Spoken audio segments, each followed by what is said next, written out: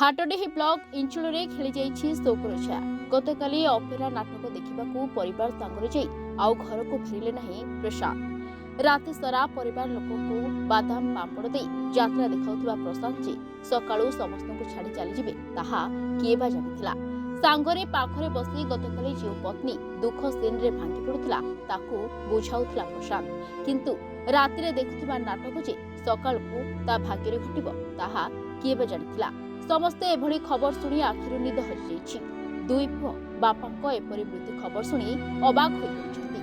तेबे ग्रामवासी कहवा अनुଯାयी यात्रा देखि सारी प्रसाद घर को न फेरी शौच हेबा पई पोलो निकट जाइथिले, किंतु घर लोके बहु खोजाखोजी करबा परे गंड निकट को जाई देखिबा बेले प्रशांत भासुथिबा अवस्था देखिले।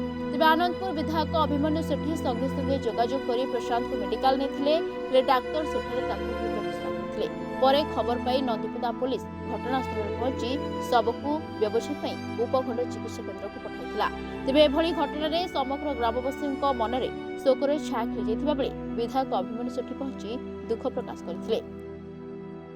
हाटडीहिरु विभूतिभूषण जेनाଙ୍କ रिपोर्ट, रिपोर्टर्स टुडे।